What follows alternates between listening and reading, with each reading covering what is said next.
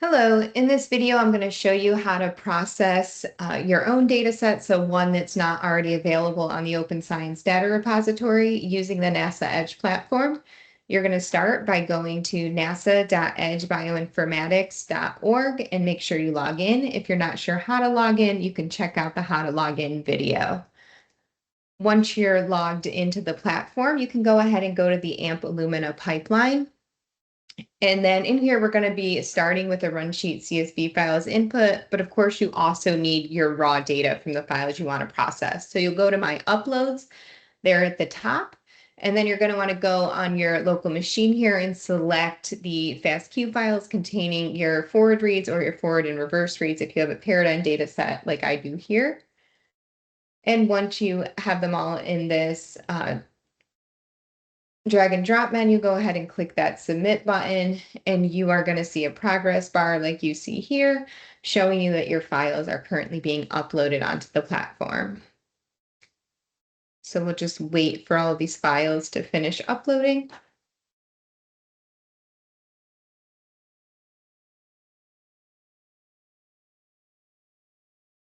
Once they're all done uploading, you'll see a file's uploaded successfully, and you could just double check, go ahead and expand this out to see more rows to make sure that you see that indeed all of the files for your raw data have been successfully uploaded onto the platform. You can then go back to the Amplicon pipeline workflow, and the next thing you have to do is create a run sheet. So you click that run sheet link, which will bring you to the GitHub repository, showing you the different columns that are required in this run sheet. But the easiest thing to do is just take these example files. This is the paired end one. You can go ahead and download it to your local computer and name it whatever you'd like to name it. Go ahead and save that file.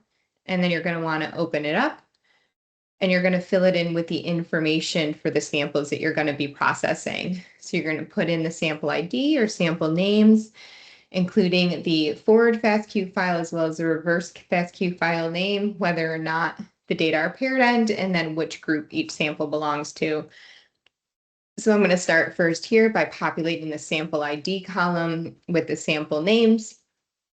I have 5 spaceflight, 5 ground control samples, and then I'm going to put the names of those FASTQ files, the forward FASTQ files for each sample that I just uploaded, and also the names of the reverse FASTQ files for each respective sample. And since these are all paired end, I'm just going to go ahead and specify that each one of the samples are paired end, and then go ahead and populate that group column with which group each sample belongs to. So I have those flight and ground control samples in this example. Once you're done populating that run sheet, you can hop back over to the EDGE platform, and you're going to want to upload the file. But before I upload it, I always just double check the run sheet to make sure that indeed all of the file names for the forward and reverse files match the names of the files that I uploaded, because that's what the system's going to look for.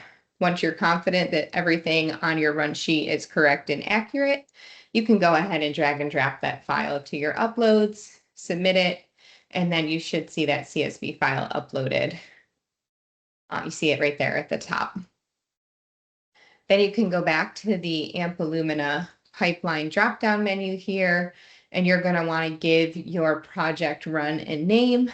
So I'm just going to name it here, just a run sheet, flight versus ground control. And then you're going to scroll down, and you're going to want to select the run sheet that you just uploaded. So once you click that icon on the right there, you'll go to your folder, and then the only things that'll be available are CSV files. So make sure you're clicking the right one. And then you can set your parameters. If you don't know what they are, that little info button will tell you what each one is. Those first two are specifying which columns contain the group information for your samples and which column contains the sample IDs. And so if you use the template, you won't have to change anything, but in case you created your own sample sheet, you want to specify that. Next, you're going to want to put the forward and reverse primers that you use to generate your amplicons from your data. You're going to want to specify the target region here. And then again, if you don't know what these parameters are, just go ahead and hover over that little I button. And you can use the default settings here, or you can go ahead and modify the default settings as you see fit. So there I'm increasing the max allowable error rate there. And then I'm going to go ahead and submit my data set. And then you can go ahead and hit the refresh button. You'll see that status change from in queue to processing to running. And then depending on the size of your data set, it'll take anywhere from 15 minutes to up to an hour to run. And you're waiting for the status there to be complete, as you see. And then you can click that icon on the left to get to your results. Starting with this general tab, you'll see all of the parameters that were used to process your data set. And then you can go under the AMP Illumina result to get to the results from your processed data.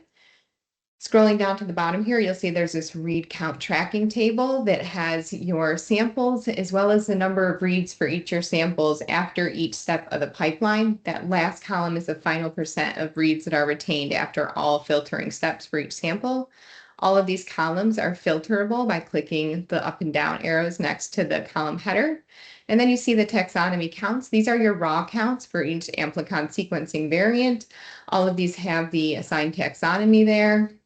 And then the raw counts values for each ASV for each one of your samples that were processed.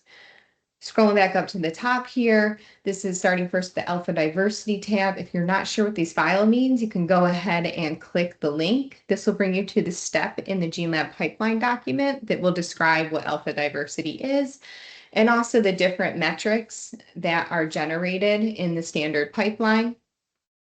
And then you'll see the code that was used to create these files. So starting with rare fraction curves here, and then if you scroll down to the output data, you will see the name of the output files and the definition of what the output file means. You'll see for this alpha diversity, the metrics we use are observed, Cow, Shannon, and Simpson. And so scrolling down to the bottom, you'll see that you'll get a statistics table. You'll also get a summary table, and the definitions of what those are right there for you. And then you'll also get associated plots here. And you can see the names of those plots and the definitions for what they are. And so now going back to the EDGE platform here, we see here the output files that are generated, including the rare fraction curve, the group statistics, as well as the individual alpha diversity statistics here. And then you have your metric statistics summary for each group, or sorry, your metric statistics for each group, and then the summary across all groups there. Scrolling back up to the top, we can head over to the beta diversity outputs.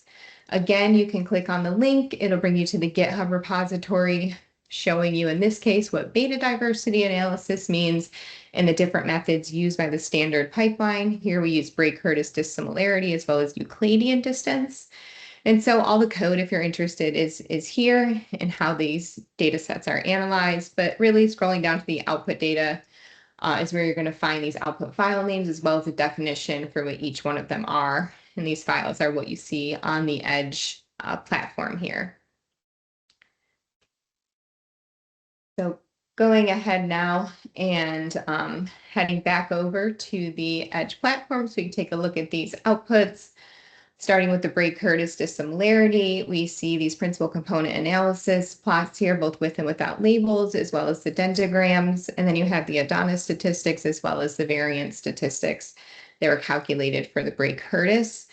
And then you can switch tabs and go to see these outputs for the Euclidean distance here as well. And similarly, all of these tables and plots will update for the outputs from the Euclidean distance analysis.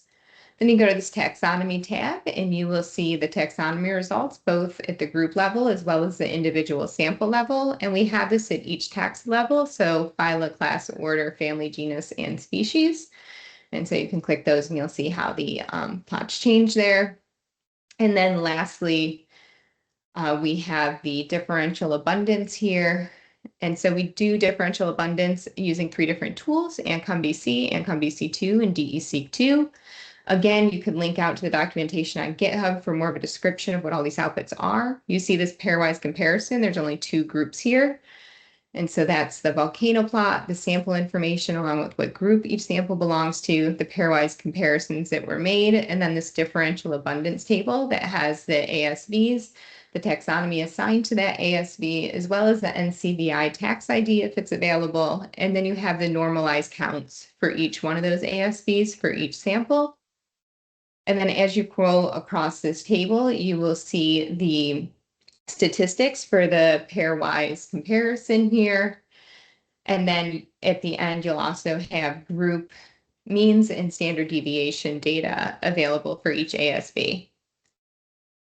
And so this is for each, the other thing is that these tables are sortable by using those up and down arrows next to each column. Then you click over to the Ancom BC2 tab. Again, you're going to see your volcano plot, and all of the sample info is going to be the same, but then the differential abundance table will be updated for the results for Ancom BC2. And then similarly with DEC2 as well here.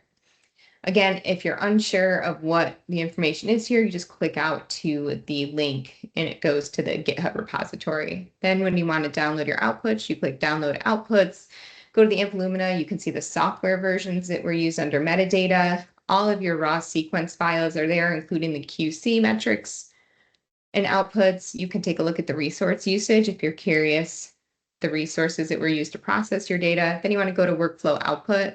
There you'll find your FastQC outputs for raw and filtered data, your filtered sequence data outputs. If you want to download one of these files, go ahead and click on them. You could save them locally.